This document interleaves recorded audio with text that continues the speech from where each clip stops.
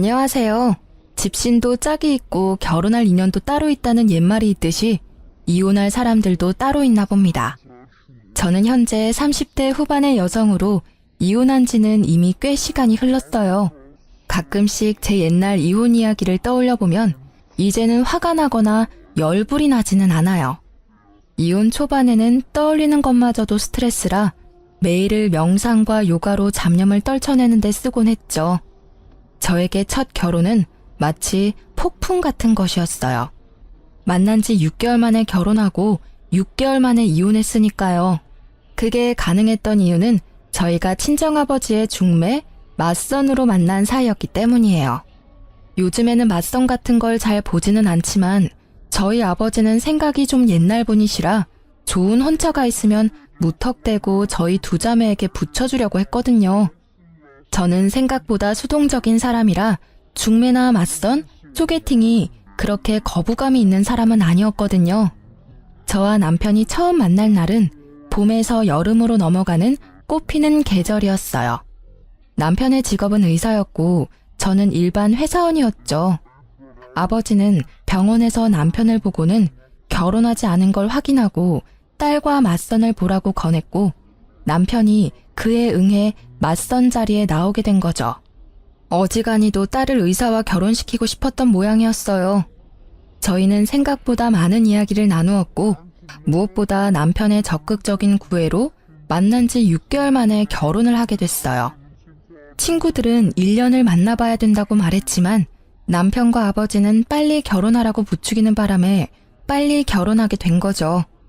시댁은 시골에서 농사를 짓고 계셨기에 남편 결혼에 도움을 주실 수 없는 상황이었고 남편은 개원을 앞두고 있어 모아둔 돈도 모조리 다 쓴 상황이었어요. 그래서 어쩔 수 없이 그 당시 제가 살고 있던 아버지 명의의 집에서 신혼살림을 차리게 됐어요. 그때 아버지는 의사 사위를 갖게 해준 저에게 그 아파트 명의를 제게 이전해 주셨어요. 그런데 결혼 전 딱 한 가지 걱정되는 게 있었어요. 남편의 비싼 물건에 대한 애정이요. 사치와 낭비라고 하면 좀 너무할지도 모르지만 제 눈에는 그렇게 보이더라고요. 지금 당장 돈도 없는데 엄청 고가의 물건을 사들이지를 않나? 무조건 좋은 걸 사야 한다고 하지를 않나? 저는 솔직히 일반 회사원으로 일했기 때문에 생각보다 소비 규모가 작은 편이었는데 남편은 그렇지 않더라고요. 빚뿐인데도 돈을 펑펑 쓰는 남편이 불안했지만 그 당시에는 알아서 잘 조절할 거라는 생각을 했어요. 혹시라도 조절이 되지 않으면 내가 조절해주면 될 거라는 오만한 생각까지 했었죠. 저희 결혼에 문제가 생긴 건 결혼식 바로 전날이었어요. 그날 남편에게 오래 사귀었던 여자가 있었다는 걸 알게 됐죠. 솔직히 예전 여친이 없었을 거라는 생각은 안 해요. 제가 첫 여자라는 웃기지도 않는 착각을 하는 것도 아니고요. 정상적인 성인 남자가 30대 초반에 첫 연애를 한다는 건 아무리 봐도 이상한 일이잖아요. 당연히 남편에게도 사귀던 여자가 있을 거라는 생각은 했는데 이건 시기가 문제였어요. 제가 그 여친의 존재를 알게 된 건 남편이 찍어준 제 웨딩드레스 사진을 보던 도중이었어요. 제게 폰을 맡기고 화장실을 가는 남편을 보며 저는 신나게 제가 입었던 드레스를 보고 있었어요. 그런데 손가락을 잘못 누르는 바람에 사진 휴지통으로 들어가게 되고 그 휴지통 안에 웬 젊은 여자의 셀카 사진이 있는 걸 발견했어요. 보통 휴지통은 30일 전 사진까지 저장이 되고 이후 순차적으로 삭제가 되는데 이 사진이 휴지통 안에 있다는 건 요 한 달간 만나서 사진을 찍었다는 게 되잖아요.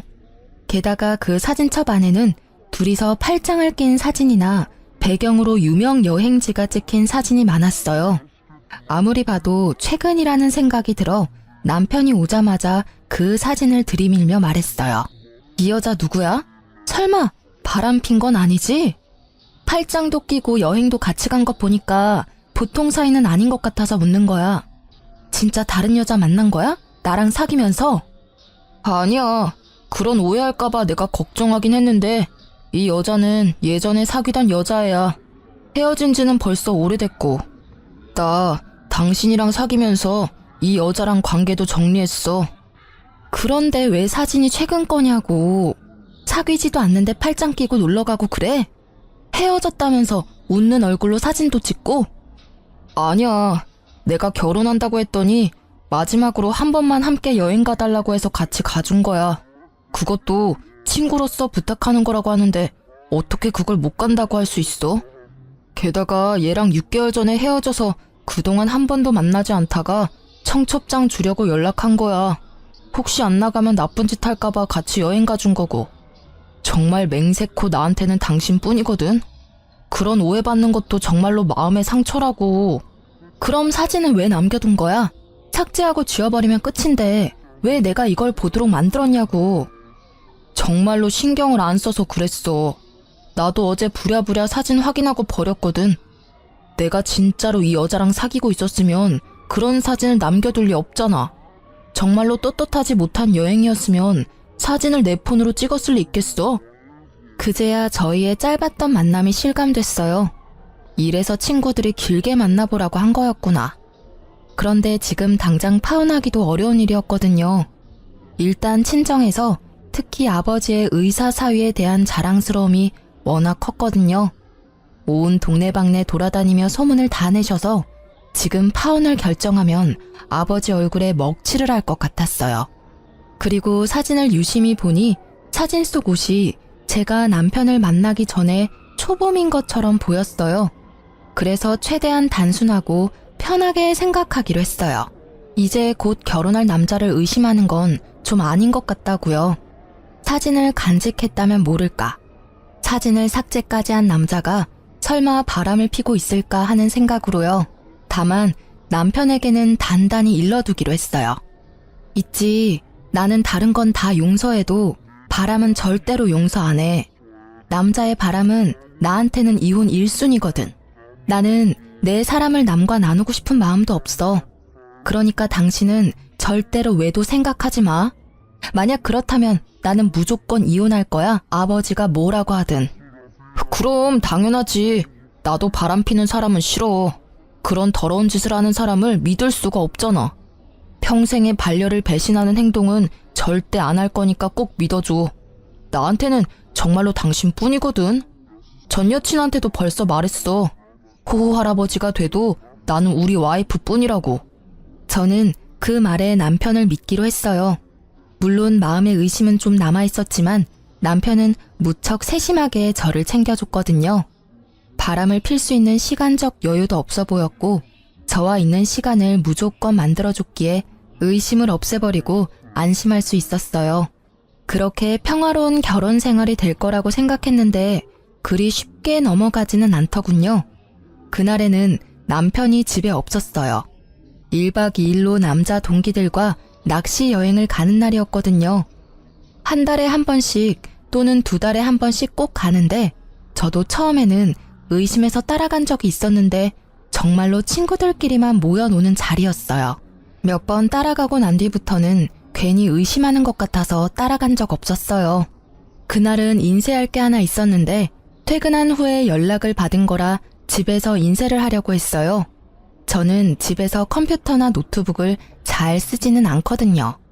핸드폰도 있고 웬만한 건 회사에서 처리가 가능하니까요. 그래서 신혼집에 있는 컴퓨터는 남편이 가끔 일을 하거나 자료를 찾거나 게임을 할 때 사용하곤 해요.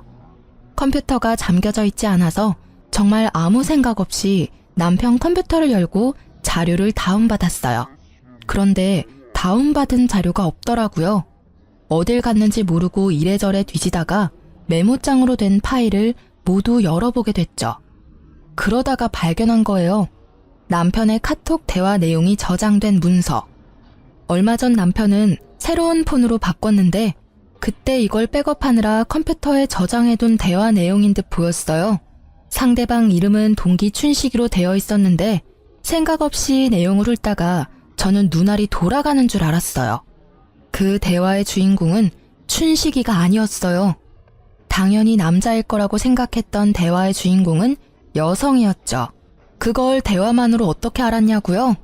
당연히 알 수밖에요. 남편이 동성애자가 아닌 이상 남자를 자기야라고 부를 리가 없을 것이며 무엇보다도 구두나 백, 화장품을 요구하는 대화가 가득했으니까요. 그것뿐이라면 차라리 다행이죠. 그 대화 내용 중간중간에는 사진이라고만 적혀 있는 곳이 있었는데 실제 사진은 없었어요. 그런데 그 사진 아래 위로 적힌 글들이 너무 적나라했어요. 두 사람이 어디까지 가까운 사이인지를 말해주는 문장으로 가득했거든요. 요즘 폼이 좋네? 몸매 관리 중이야? 이런 품평 같은 대화는 물론 방금 보고 왔는데 또 보고 싶어 같은 대화. 심지어는 지금 와이프는 여자로서 매력이 1도 없어서 그냥 그 여자 재산 때문에 잠시 살아주는 것뿐이야. 지금은 내가 쓰는 돈 다 대주니까 참고 사는 거지. 얼굴도 볼 것 없고 주부로도 빵점인 여자야. 그나마 돈이 많은 게 장점이지. 이 정도로 빡치는 내용도 있었어요. 둘의 마지막 대화는 말이죠. 자리가 잡히고 개원할 때 진빚 다 갚고 나면 와이프랑 헤어지고 당신이랑 살 거야. 그때 되면 빚도 없을 거고 돈 잘 버는 의사 되어 있을 테니까 조금만 참고 기다려줘. 이게 그 대화의 마지막이었네요. 저는 그 대화 내용을 보는데 눈앞이 깜깜해지는 게 곧 졸도할 것 같더라고요. 손을 벌벌 떨면서도 정신을 애써 부여잡으며 그 메모장을 복사해서 제 폰으로 보냈어요. 혹시 몰라서 제 모든 흔적을 다 삭제하고 모른 척 했어요. 물론 이 대화 내용도 증거가 되겠지만 확실한 증거를 잡으려고 생각했거든요. 남편이 중간에 그걸 알아차리고 선수 칠 수도 있잖아요. 남편을 기다리는 시간은 정말 너무 고통스러운 시간이었어요. 화가 났다가 울기도 하고 내가 뭘 잘못했나 싶은 생각까지 들었죠. 그리고 남편이 도착했을 때 남편의 손에는 제가 좋아하는 꽃과 간식이 들려 있었어요. 그걸 보고 저는 화가 더 났어요.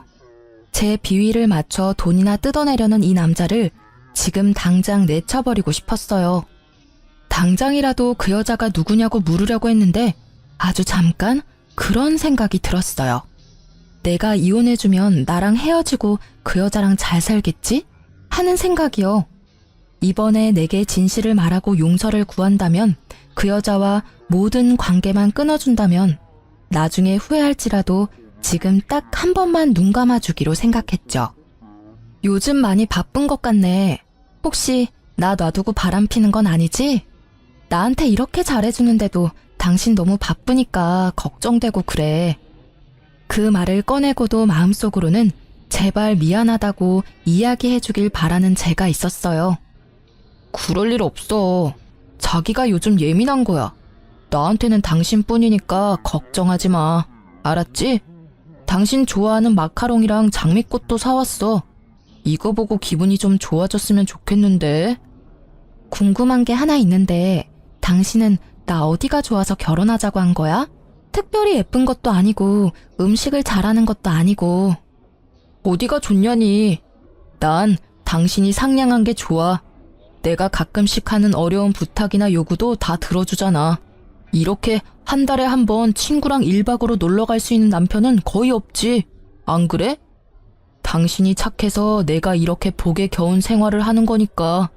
그 이야기에 저는 그때의 대화가 생각났어요. 그리고 이 남자의 말에 담긴 진심을 읽을 수 있었죠. 착하다? 그건 멍청하다는 뜻인 거예요. 아무것도 모르고 돈만 대주는 바보 같은 년이라는 뜻. 난 착한 사람 아닌데? 왜 당신이 그렇게 생각했는지 모르겠네. 아, 내가 자기 신용카드 금액 모자랄 때마다 보태줘서 그렇구나? 그것만 있는 건 아니지만 그런 것도 도움은 되지. 다른 게 더 많아. 구체적으로 생각나는 게 없었겠죠. 저를 그저 물주로만 생각했으니 다른 게 생각날 리가 있나요? 그래? 그렇다면 다행이고. 내가 주는 애정은 나중에 다 돌려받을 테니까. 응?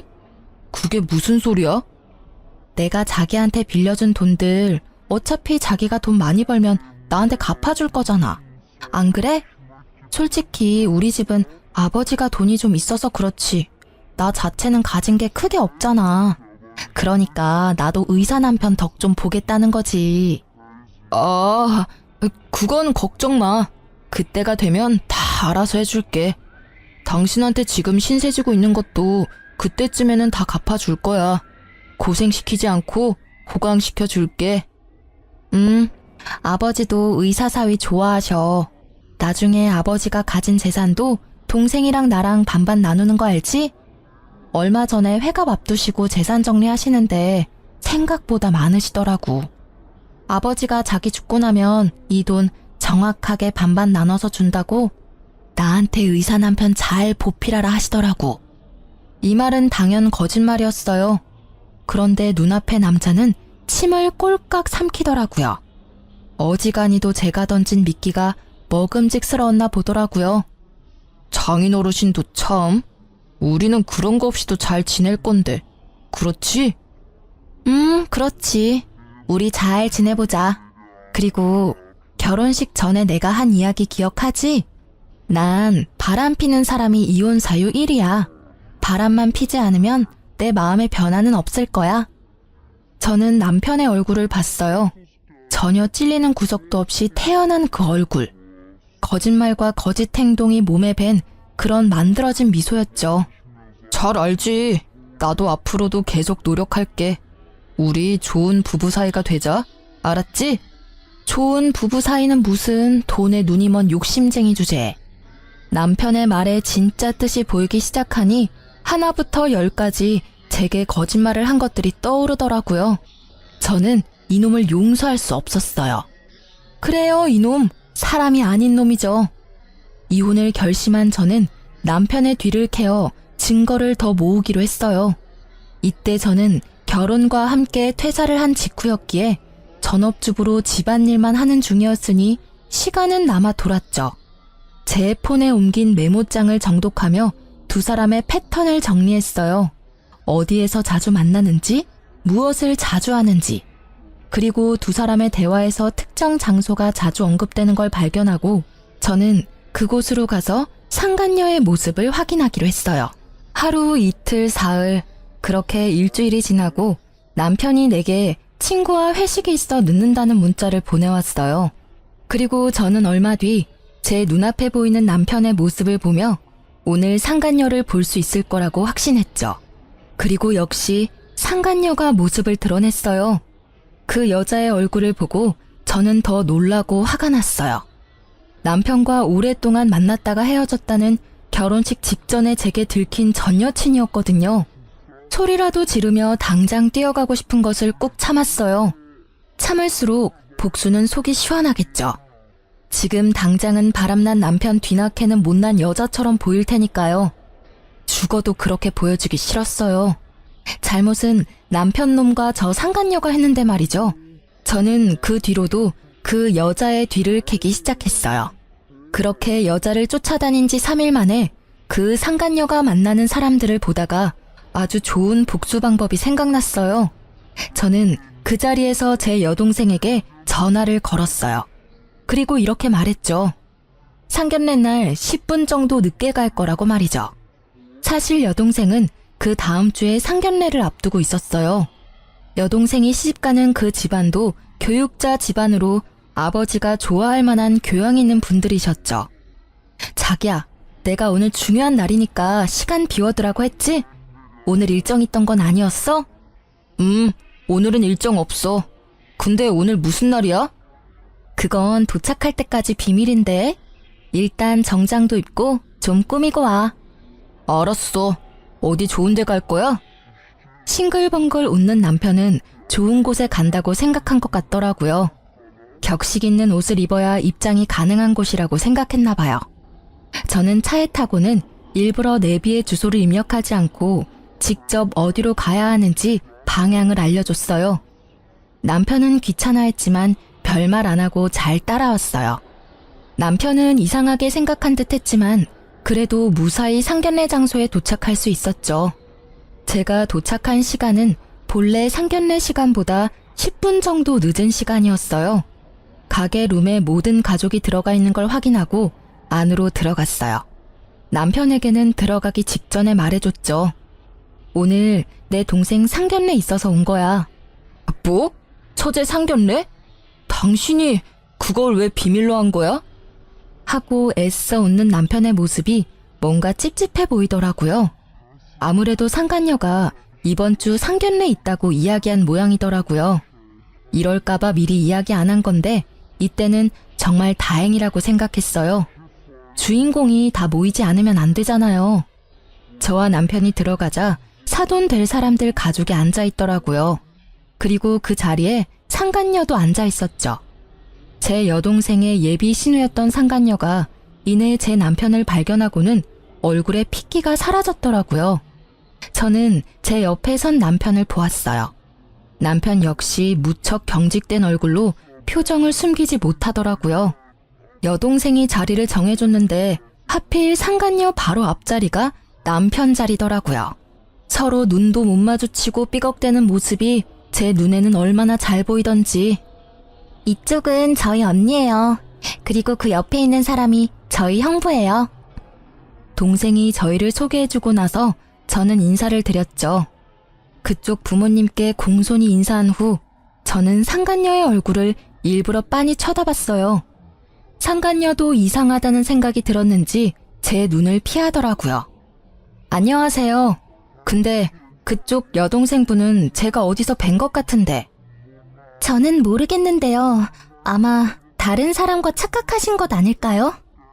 상간녀는 재빠르게 모른다며 제 말을 끊어내더라고요. 저는 웃으며 답했어요. 저도 직접 뵌 적은 없어요. 그런데 사진으로 한번 본 적은 있네요. 몇 개월 전에 본 거라 긴가민가 하긴 한데 아마 제가 생각하는 그분이 맞는 것 같아요. 혹시... 제 말이 계속 이어지자 갑자기 남편이 저를 잡아 끌더라고요. 여보, 나 차에 뭘 놔두고 와서 가져와야 될 것 같아. 잠시만 밖에 같이 나가줘. 혼자서 들고 오기 힘들어서. 지금 나가는 건 너무 예의 없는 행동이지. 적어도 식사 다 하고 나가는 길에 가져오면 또 몰라도. 그리고 차에 아무것도 없던데 뭘 가져와? 당신 오늘따라 이상하게 왜 이렇게 안절부절 못해? 아니야. 누가 안절부절 못한다고 그래. 진짜로 일이 있어서 그래. 그래? 그럼 잠시만 있어봐. 저는 저를 끌어당기는 남편을 잠시 멈추고 일어서서 여동생의 사돈어른을 향해 공손히 말씀드렸어요. 사돈어르신, 초면에 이런 말씀 드리는 것도 죄송하긴 한데 그래도 축하는 드려야 할 것 같아서요. 조만간 의사사위 생길 수도 있으시겠네요. 제 말에 사돈댁 두 분이 의아한 표정으로 저를 보더라고요. 남편과 상간녀 얼굴은 아주 망가졌고요. 그게 무슨 소리예요? 사돈 처녀, 우리 딸은 아직 사귀는 사람도 없고 결혼 이야기도 없는데. 아, 모르셨군요. 두 분의 따님께서 현재 제 남편과 사귀고 있거든요.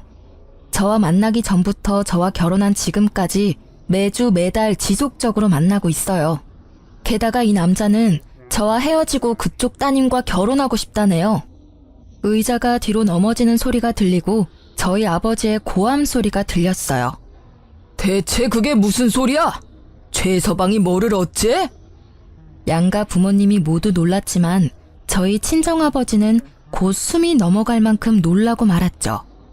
그리고 그런 아버지의 모습을 보더니 남편이 재빠르게 무릎 꿇고선 제게 애절하게 말하더라고요. 당신이 무조건 오해하고 있는 거야. 어디서 뭘 듣고 왔는지 모르겠지만 이런 좋은 자리에서 꺼낼 이야기는 아닌 것 같아. 응? 제발 부탁인데 우리 나가서 이야기하자. 조용한 데서 오해 좀 풀자고. 이런 자리는 진짜 그런 말 하기 어울리지도 않고 진짜 이 사람과는 당신이 생각하는 그런 거 아니라고. 그래? 이걸 보고도 그 말 할 수 있을지 볼까? 나 생각보다 많이 알고 있거든. 내가 오해한 건지 자기가 잘못 알고 있는 건지 이걸 보면 정확해지겠지. 저는 가방에 넣어왔던 인쇄물을 탁자에 올렸어요. 글자 크기를 크게 해서 인쇄했더니 아주 잘 보이더라고요. 뭐 그러라고 크게 뽑았지만 남편과 상간녀의 톡 대화 내용이었어요. 불륜을 정확히 특정하는 문장만 뽑아서 인쇄했죠. 종이 내용을 보는 양가의 부모님들은 크게 놀라는 모습이었어요. 당연하죠. 서로의 관계를 뚜렷이 보여주는 그 대화 내용에 두 사람의 관계를 짐작하기 쉬웠으니까요. 그리고 상간녀는 그 인쇄물들을 부랴부랴 숨기려고 열심히 주었지만 제가 한 장만 뽑아온 게 아니었거든요. 허공에 수십 장을 뿌려주니 그걸 회수하려는 생각은 못 하더라고요. 다만 얼굴이 일그러진 채 저를 노려보고 있었을 뿐이죠. 그리고 또 한 명, 일그러진 얼굴의 사돈 어르신이 손에 든 종이가 부들부들 떨리도록 떨고 있었어요. 아니, 여보게, 분명히 뭔가 착오가 있을 거야. 이름도 춘식이로 되어 있고, 그니까 이건 내 딸이 아닐 거야. 착한 내 딸이 불륜을 저질렀을 리가 없어. 사돈 어르신이 당황한 말투로 저에게 뭔가 잘못됐다며 말했어요. 필사적으로 딸을 변호하려 애쓰시더라고요. 그건 당연한 일이죠. 아버지가 딸을 변호하는 건. 그래서 좀 더 정확하게 알 수 있도록 말해드렸어요. 그게 궁금하신가요? 불륜을 하면서 당당하게 여자 이름을 저장하는 사람이 있을 리가 없죠. 이름은 가명일 겁니다. 그렇지만 의문을 가지는 건 당연하세요. 그러니까 아가씨, 폰 좀 빌려주실래요? 당신 전화기로 우리 남편한테 전화하면 분명 대학 동기 춘식이라고 뜰 텐데. 제가 번호를 알려드릴게요. 010. 제가 남편의 전화번호를 읊는 도중에도 상간녀는 절대로 자기 폰을 들지 않았어요. 오히려 다른 사람이 더 흥분해서 말했죠. 뭐하고 있어? 빨리 전화해봐. 너 설마 진짜로 불륜을 저지른 거야? 유부남이랑 사귄 거냐고. 번듯하고 멀쩡한 오빠 밑에 이런 여우 같은 여동생이 있다니. 애가 달아서 난리가 났더라고요. 그리고 그런 상간녀의 모습에 불륜을 확신하신 아버지는 털썩 주저앉고 말았어요. 이게 다 뭔 일이냐. 설마 최서방이 이런 짓을 저지를 줄이야. 내가 바라던 사위가 내 딸한테. 아버지, 의사 남편 두신 거 자랑스러워 하셨잖아요. 그런데 전 이제 이런 남편 필요 없어요. 머리만 좋으면 뭐해요? 그 좋은 머리를 몰래 바람 피는 데나 활용하는데. 여보, 미안해. 다 내가 잘못했어. 그치만 이혼만은 안 돼.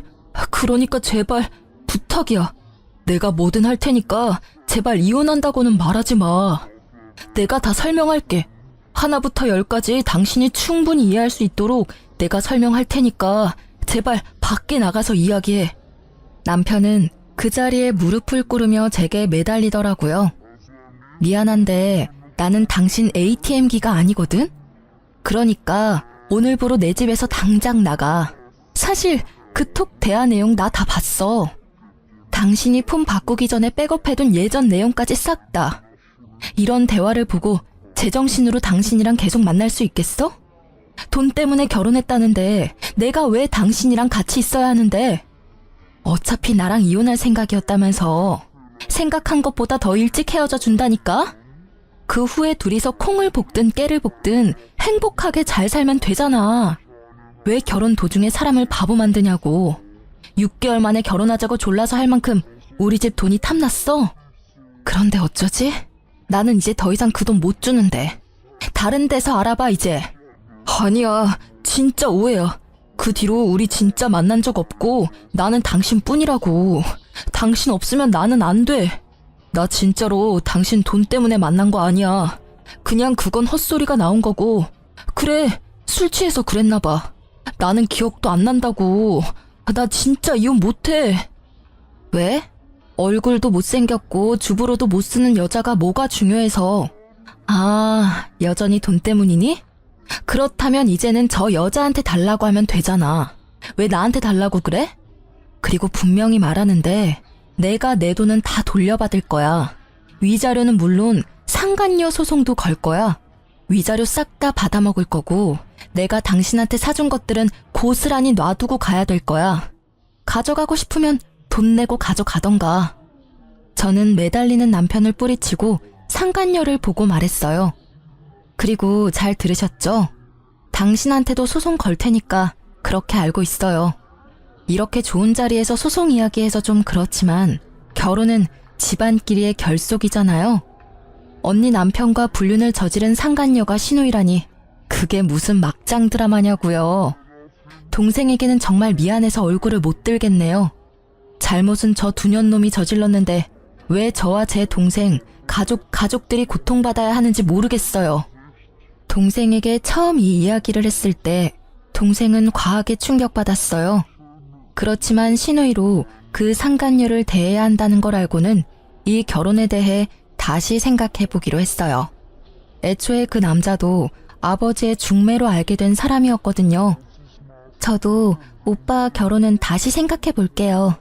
교육자 집안이라고 해서 다들 훌륭한 분들이라고 생각했는데 상간녀를 신우이로 모셔야 하는 상황이라면 누구라도 싫지 않을까요? 그것도 언니의 가족을 깬 장본인인데.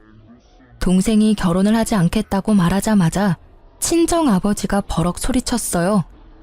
야, 이 괘씸한 놈아! 내 돈 내놔! 개원할 때 나한테 빌린 돈 당장 개원해! 이 사기꾼 놈아! 감히 내 딸을 두고 바람을 폈어? 게다가 내가 맞선을 이야기할 때도 둘이 사귀고 있었다고? 내가 내 손으로 딸 인생을 망쳐버렸어. 그 책임 어떻게 질 거냐? 어떻게 질 거냐고! 아버님, 제발 진정하세요. 제가 다 잘못했습니다. 그러니 한 번만 봐주세요. 앞으로는 속죄하는 마음으로 와이프에게 충성을 다해서. 말이나 못하면 밉지는 않지. 너 같으면 진정하게 생겼냐? 넌 내 딸만 속인 게 아니라 우리까지 속인 거야. 그래놓고 뭐? 충성? 아주 거짓말이 입에 붙은 놈이구만. 사기꾼 주제에 우리 딸을 돈 뽑는 기계로 생각했다고? 그 돈으로 저 여자랑 놀러나 다닌 거야? 너 같은 놈한테는 단돈 1원도 아까워. 내가 줬던 돈 다 돌려주지 않으면 너 일할 때마다 찾아가서 돈 갚으라고 시위할 거야. 저는 저보다 더 흥분한 아버지를 말리느라 힘들었어요. 솔직히 제가 하고 싶은 말들을 아버지가 다 해버리셨거든요. 결국 남편은 아버지에게 빌린 돈 7천만 원에 의원 개원을 명목으로 빌린 대출금 1억 5천까지 고스란히 빚으로 떠안게 됐어요. 게다가 그뿐만이 아니었어요. 이번 달까지 쓴 엄청난 금액의 신용카드 금액에 곧 이혼 소송으로 지불해야 할 위자료도 내야 했죠. 그러니 사색이 되어 있더라고요. 얘야, 뭐라고 말 좀 해봐. 저 사람들 말이 다 사실이냐? 네가 진짜로 유부남이랑 만난 게 맞아? 어떻게 네가 그럴 수가 있어? 우리가 너를 어떻게 키웠는데? 저쪽 집은 저쪽 나름대로 뒤집어졌더라고요. 파혼당한 상간녀의 오빠도 자기 여동생을 추궁하더라고요. 너 때문에 내 인생 망했어. 지금 네가 저지른 일 때문에 내 인생이 얼마나 꼬인 건지 알기나 해? 미치려면 적당히 미쳐야지. 왜 남의 인생에 피해를 주고 난리야? 내가 뭘 잘못했는데? 난 잘못한 거 없어. 내가 먼저 사귀고 있던 남자였다고. 뺏긴 건 저 여자가 아니라 나라고. 그렇게 소리질러 봤자 유부남과 만난 미혼 여성, 그 부분이 변하는 건 아니니까요. 한참 바쁜 그 집 사람들을 놔두고 저희 친정 부모님과 동생은 밖으로 나갔어요. 제가 먼저 내보냈죠. 어차피 이혼은 제가 하는 거고 두 분 부모님이 너무 흥분해서 곧 쓰러질 것처럼 보였거든요. 그 뒤로 제가 밖으로 나오는데 남편이 저를 쫓아 나오더라고요. 여보, 내가 그 여자랑 헤어질게. 맹세코 그 여자랑 더 이상 만나지 않을 테니까 나 버리지 마, 응? 지금은 안 돼. 아직도 정신 못 차렸네. 그럼 헤어지겠다는 소리를 왜 밖에 나와서야 하는 건데? 헤어질 거면 그 여자 있는 자리에서 선언했어야지. 아직까지 그 여자가 신경 쓰이나 봐? 이 상황에서도 참 대단한 사랑이네. 그 여자가 그 헤어지자는 말 들을까봐 신경 쓰는 걸 보니 한 번 속았으면 많이 속은 거야. 두 번 다시는 안 속을 거고 당신이 진짜 그 여자랑 헤어진대도 나는 이제 상관없는 일이야. 우리는 이제 이혼할 거니까. 그리고 당신 얼굴 꼴도 보기 싫으니까 오늘 중으로 집에서 나가줘. 아니면 당신 물건 싹 다 용달차에 실어서 시골에 있는 시댁으로 보내버릴 테니까. 결국 제 으름장에 남편은 불이 나게 집으로 가 자기 물건을 챙기더라고요. 홈캠으로 보니 비싼 물건부터 쭉 쓸어 담는데 저런 본성을 내가 왜 여태까지 몰랐을까 하는 생각만 들었어요. 그리고 이후 전 남편은 연락이 없었어요. 그런데 의외의 사람이 저를 찾아왔더군요. 바로 여동생과 결혼하기로 했던 남자였어요. 상간녀의 오빠요. 그는 상간녀를 데리고 저를 찾아왔어요. 이렇게 찾아와 죄송합니다. 정말로 사죄의 말씀을 드려야 할 것 같아서 동생을 데리고 온 겁니다. 집안에 분란을 일으키게 돼서 죄송하게 생각합니다. 아, 뭐해? 빨리 사과드려. 우습게도 상간녀의 오빠와는 달리 상간녀는 상당히 삐딱한 모습이었어요. 왜 내가 사과해야 해? 그 남자는 내 남자였어. 이 여자가 나중에 와서 내 남자를 돈으로 꼬신 거라고. 게다가 이 여자는 돈만 보고 결혼한 물주였거든? 나만 사랑한다고 했으니 나한테서 남자를 뺏어간 건 이 여자지. 그리고 사과할 마음이 하나도 없어 보였죠. 저는 그 모습이 오히려 웃겼어요. 두 분 여기 왜 오신 건지는 모르겠지만 저는 이제 아무렇지 않아요. 저희는 이혼하기로 했으니까 당신은 제 전 남편과 잘 만나시면 될 것 같네요. 그런데 그 남자 지금 한 푼도 없어요. 말 그대로 빈털털이죠. 저한테 다 털린 데다가 이번에 위자료도 내야 하거든요. 뭐 제가 불륜 피해자들 이야기를 들어보니 남편이 바람을 피면 상간녀 소송비를 남편이 대주기도 한다는데 그럴 돈은 없을 거예요. 그럴 돈 있으면 저희 아버지한테 빚부터 갚아야 할 테니까요. 상관없어. 어차피 자기 병원 가진 의사라 그 정도 돈쯤 금방 벌거든? 그러니까 오빠, 왜 날 여기로 데려와서 사람 짜증나게 하는 건데. 아빠도 그래. 의사 사위 두는 걸 남들이 얼마나 부러워하는데 칭찬은 못 해줄 망정. 그렇죠. 의사 돈 많이 벌어요. 그런데 그 사람 개원하느라 은행에서 1억 5천 빌렸고요. 저희 아버지한테는 7천만 원을 빌렸고 저한테도 2천 정도 더 빌렸어요. 그리고 유책 배우자라서 위자료도 상당히 나올 거고. 그 빚 청산하려면 1년 안에 결혼은 좀 힘들지 않을까요? 집을 팔면 되잖아. 그 남자 집이 평수도 넓고 꽤 노른자 땅에 있어서 돈이 된다고. 아, 그 집이요? 그 집을 자기 집이라고 했나 봐요? 그런데 어쩌죠? 그건 제 아버지 거였고 지금은 제 명의로 되어 있거든요. 결혼 전부터 아버지 명의였으니 그건 재산 분할에 들어가지는 않을 거예요. 그리고 아실지는 모르겠는데 그 남자 씀씀이가 좀 해퍼요. 이제까지는 제가 신용카드 값을 많이 메워줬는데 지금부터는 당신이 그 일을 해주셔야겠네요. 저번 달 건 카드빚이 거의 2천만 원이던데. 뭐 사랑한다면 그 정도 돈쯤 내줄 수 있죠. 안 그래요? 제 말이 계속될수록 상간녀의 얼굴은 하얗게 질려가기 시작했고 결국 마지막에는 그렇게 제잘거리던 입에서 아무 말도 나오지 않더라고요. 그리고 상간녀 오빠는 그 와중에 저에게 어필하더라고요. 이 못난이는 제가 교육을 잘 시킬게요. 그러니까 제발 제 결혼을 어떻게든 되돌려줬으면 좋겠어요. 솔직히 저는 아무 문제가 없는데 동생 때문에 이렇게 된 게 너무 억울하잖아요. 그쪽 말씀도 이해는 가요. 그치만 저희 아버지가 워낙 지금 이 사태에 분노를 하셔서요. 상간녀 당신이 호적파이고 남이 되지 않는 이상 제 여동생과의 결혼은 아마 불가능할 거예요. 남이 되더라도 이미 서로 간에 안 좋은 이미지만 쌓여서 그쪽 부모님들도 저희와 다시 연을 맺고 싶지 않으실 거예요. 저는 상간녀의 오빠에게 그렇게 말해줄 수밖에 없었어요. 이 남자가 제 여동생을 더 많이 좋아한 듯 보였어요. 그치만 어쩌겠어요? 가족을 잘 만나는 것도 복인데. 저는 헬쓱한 얼굴의 상간녀에게 아주 친절하게 말해줬어요. 상간녀님, 참 좋으시겠어요? 그렇게 사랑에 맞지 않는 남자와 다시 결혼할 수 있는 기회가 생겼잖아요. 그치만 그 사람에게 빚이 많으니까 그 빚 다 갚을 때까지 힘들게 살다가 결혼하시면 될 것 같네요. 근데 또 모르죠? 저처럼 돈 뽑아주는 기계 노릇만 하다가 돈 다 갚고 버려질지.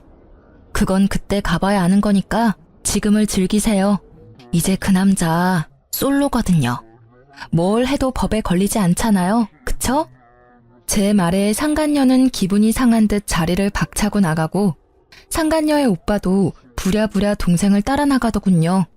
그 이후로 두 사람에게서 연락은 없었지만 나중에 들은 소문으로는 상간녀는 집에서 의절당하고 다른 지방으로 이사 갔다고 하더라고요. 그리고 1년쯤 지났을까? 백화점에 갔다가 우연히 전 남편과 마주친 적이 있어요. 여전히 비싼 브랜드만 골라서 구경하고 있더라고요. 제 버릇 남 못 준다는 말 틀린 거 하나 없어요.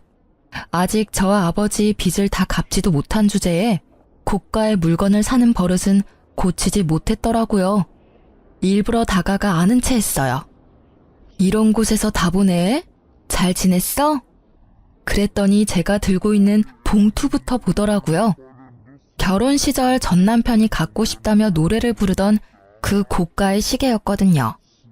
어머, 이런 데서 만나네? 잘 지내? 아, 이거 역시 알아보네. 1년 전이었으면 당신 것이 됐을지도 모를 시계야. 지금 재혼한 남편 생일 선물이거든. 뭐? 1년 만에 벌써 재혼? 너 설마 나 만나고 있던 동안 바람 폈어? 맞바람이면 나만 이런 고생하는 건 좀 아니지 않아? 미안하지만 맞바람은 아니야. 당신이 오해하는 것도 이해해. 솔직히 나는 당신한테 너무 당해서 다신 결혼 못할 줄 알았거든. 근데 내 짝은 다른 데 있었더라고. 그런데 상간녀랑은 잘 지내? 그쪽은 이미 헤어진 지 오래야. 상간녀 소송비 못 내준다고 하니까 헤어지자더라. 너 그 여자한테 뭐라고 말했어? 뭐 사실을 말했을 뿐이지. 당신이 이룬 것 중에 뭐 하나 당신 힘으로 이룬 게 없다는 거 말이야. 빚이 그렇게 많다는 게 헤어진 이유 중에 하나라면 이해는 해. 일반인들이 감당하기엔 확실히 큰 금액이잖아. 이렇게 이혼하고 보니 정말 다행이라는 생각이 들더라. 그리고 네가 이렇게 힘들게 사는 걸 보니 너무 기쁘고. 이혼한 뒤로 사람 많이 변했네. 그런 이야기도 할 줄 알고. 다른 사람의 불행을 자기 행복처럼 여겨도 되는 거야? 그리고 외도라고 해봐야 딱 한 번이었잖아. 외도 한 번에 이혼당했다고 하면 어디 가서 웃음거리밖에 안 된다고. 그만큼 당신이 날 믿지 못하고 사랑하지 못한 거지. 웃기시네. 외도는 한 번뿐이었지만 그동안 나한테 해온 거짓말은 하나가 아니었으니까. 얼마나 많은 거짓말을 하면서 얼마나 많은 시간을 속였을까 생각하면 지금도 겨우 가라앉힌 화가 끓어오를 것 같거든? 결국 제 말에 아무 말도 못하고 전 남편이 먼저 자리를 뜨더라고요. 하긴 지가 할 말이 뭐가 있겠어요. 할 수 있는 말이 없을 텐데. 게다가 그렇게 사치 때문에 피를 봤으면서 여전히 비싼 브랜드만 둘러보러 다니는 전 남편을 보니 이혼한 게 잘된 일이었다는 생각이 더 들었어요. 솔직히 이혼 후에 제가 언제나 즐겁고 개운한 마음이었던 건 아니에요. 힘들고 적적한 시기가 있었죠. 그렇지만 평소에 자주 연락하는 동네 소꿉친구랑 이혼을 계기로 자주 만나게 됐거든요. 나중에 알고 보니 그 친구는 저를 좋아했는데 제가 생각보다 빨리 결혼하는 바람에 저를 향한 마음을 접었다고 하더라고요. 그렇지만 이혼 후에 고생으로 몸과 마음이 너덜너덜해진 절 보고 위로해주러 왔다가 제게 고백해 오더라고요. 저는 저만을 꾸준히 바라봐준 그 친구의 모습에 그 사람과 재혼을 결심했어요. 이혼한 지 1년도 되지 않은데 재혼을 결심하는 건 힘들었지만 그만큼 그 사람의 진심을 소중히 여긴 결과였어요. 이혼 소송 끝나고 바로 혼인신고도 했고요. 재혼한 사람은 의사처럼 돈 많이 벌고 사회적으로 유망한 직업은 아니지만 무엇보다 성실하고 책임감 있는 저만을 바라봐주는 듬직한 사람이에요. 제 이혼 후에 아버지는 조건이 그리 중요하지 않다는 걸 절실히 깨달으신 것 같았어요. 물론 서로 조건이 맞으면 정말 좋겠지만 욕심을 너무 부리다 보면 나중에 저처럼 피 볼 일이 생길 수도 있으니까요. 아버지가 의사 사위를 원하지 않았다면 이런 일이 벌어지지 않았을 수도 있고 제가 이 남자를 만나지 않았을 수도 있죠. 그리고 요즘에는 무엇보다 부부 사이에는 신뢰와 사랑이 그 무엇보다 중요하다고 생각하게 됐어요. 저에게는 소중한 경험이자 두 번 다시 겪고 싶지 않은 경험이지만 이런 사람, 이런 사연도 있다는 걸 모두와 나누고 싶어서 긴 글을 써봤어요. 제 사연을 읽어주셔서 감사합니다.